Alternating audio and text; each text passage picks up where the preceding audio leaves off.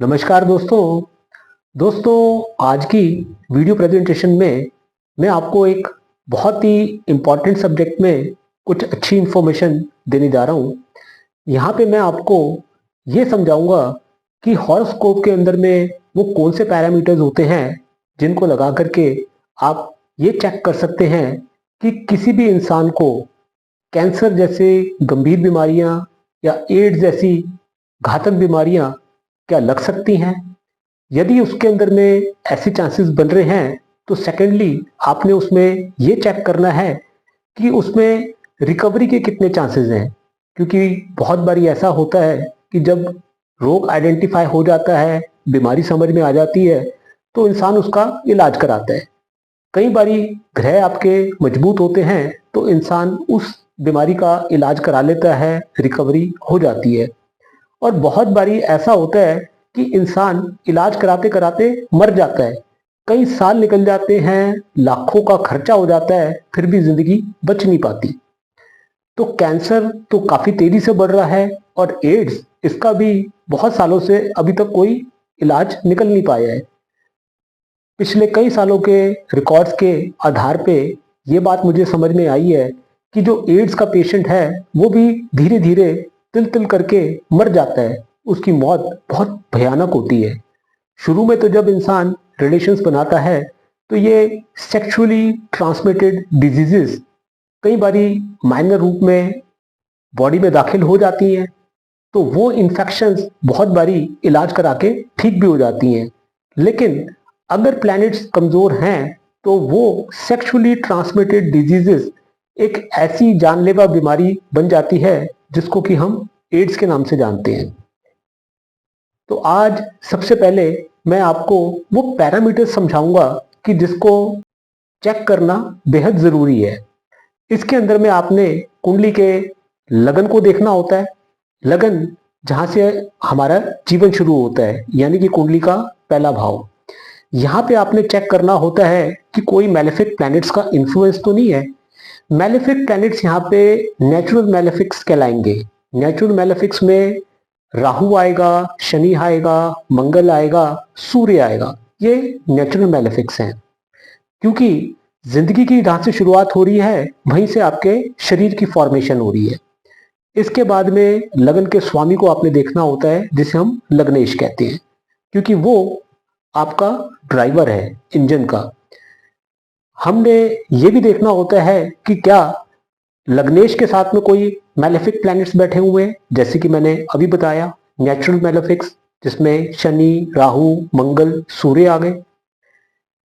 Second parameter में आपने ये चेक करना होता है कि क्या इनका कोई connection 11th house, 11th Lord यहां बैठे प्लैनेट्स के साथ में हो रहा है।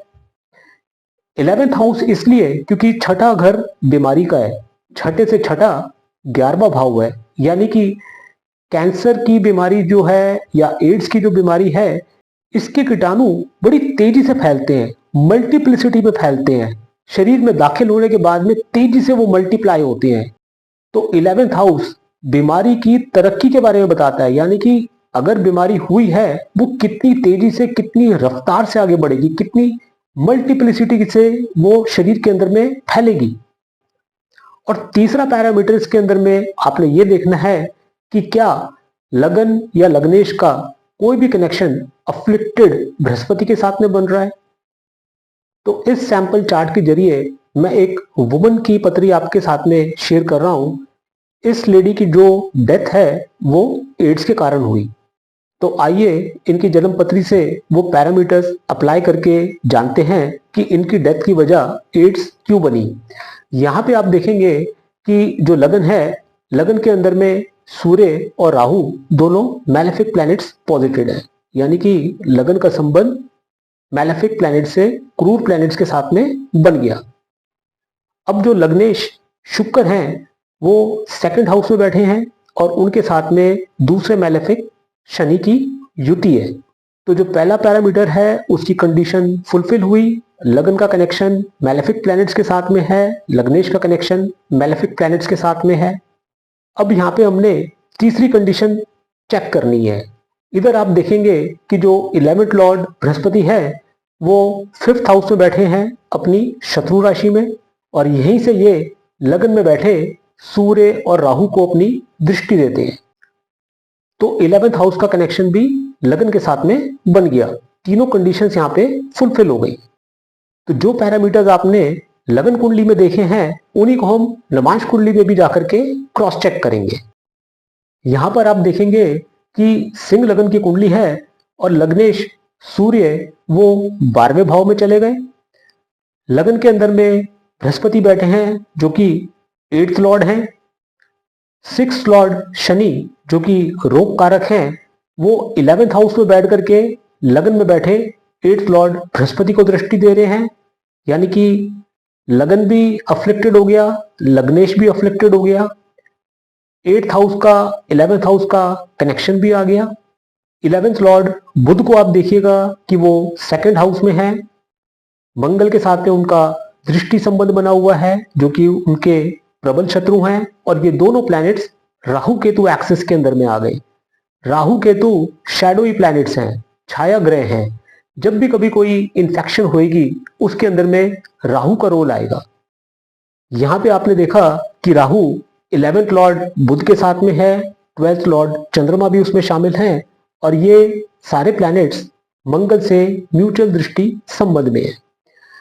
लगन कुंडली में आप देखिएगा कि जो राहु हैं वो खुद लगन में बैठे हैं और लगन राहु केतु एक्सिस में आ गया, जिसके अंदर में मैलेफिक प्लैनेट सूर्य भी शामिल है। 11th लॉर्ड बृहस्पति की इन पे दृष्टि भी पड़ रही है। अब आप दशाओं पे ध्यान दीजिएगा। राहु की महादशा में जब बृहस्पति की अंतर्दशा आई तब ये सिम्टम्स सामने आए कि इनको इस समय एड्स एडवांस स्टेज पे है। एडवांस स्टेज का मतलब कि जो बीमारी है बहुत तेजी से शरीर में बढ़ रही है। बृहस्पति के अंदर में इलाज इनका शुरू हुआ। शनि की अंतर्दशा आते आते सिचुएशन और भी ज्यादा गंभीर हो गई। जो ट्रीटमेंट हो रहा था उसका कोई असर इनके ऊपर में पड़ नहीं रहा था, बॉडी रिसेप्टिव नहीं थी। और राहु बुध की अंतर्दशा में आखिरकार इनकी डेथ हुई। तो दोस्तों ये कुछ पैरामीटर्स हैं, ये किसी भी हॉरोस्कोप में लगा करके सबसे पहले तो आप ये प्रोबेबिलिटी जान सकते हैं कि उस इंसान को कैंसर होने के या एड्स होने के क्या कोई चांसेस हैं। उसके बाद में आपने इन प्लैनेट्स की स्ट्रेंथ देखनी होती है कि क्या वो इस बीमारी से रिकवर कर पाएंगे कि नहीं कर पाएंगे। यहाँ पे हमने एड्स का जिक्र करा, कैंसर और एड्स में कोई ज़्यादा फर्क नहीं है। यहाँ पे हमने जो पैरामीटर्स अप्लाई किए वो कैंसर में और एड्स में दोनों में ही एप्लीकेबल है। फर्क उसमें इतना है कि एड्स और सेक्सुअली ट्रांसमिटेड डिजीजेस के अंदर में आपने सेक्सुअल ऑर्गन्स को देखना होता है। जैसे कि यहाँ पे आप देखेंगे 7th हाउस अफ्लिक्टेड है। यहाँ पे जो राशि है वो है वृश्चिक, जो कि नेचुरल ज़ोडिएक में 8 साइन आती है, यानी कि इंसान के प्राइवेट ऑर्गन्स की, प्राइवेट पार्ट्स की। 7th हाउस के लॉर्ड को आप देखेंगे जो कि मंगल है, वो अपनी नीच राशि में चले गए। मंगल के डिपॉजिटर चंद्रमा को आप देखेंगे वो शनि से देखे जा रहे हैं। सेक्स के प्लैनेट शुक्र को आप देखेंगे वो ऑलरेडी शनि के साथ में बैठे हुए हैं। शनि एक नेचुरल मैलेफिक प्लैनेट है, तो उस वजह से ये सेक्सुअली ट्रांसमिटेड डिजीज इनको हुई और इसने एड्स का रूप लिया। जैसे कि दोस्तों 6th हाउस बीमारी का है, 8वां भाव लंबी चलने वाली बीमारी का है, और 11th हाउस उस बीमारी की रफ्तार को बढ़ाता है कि कितनी ज्यादा वो बीमारी शरीर में फैलेगी। इस कुंडली में आप देखेंगे कि जो 6th लॉर्ड और लगन लॉर्ड हैं वो हैं शुक्र, जो कि शनि के साथ में बैठे हैं। 2nd हाउस में बैठ के इन दोनों की दृष्टि 8th हाउस में पड़ रही है, जो कि क्रॉनिक डिजीज बताती है।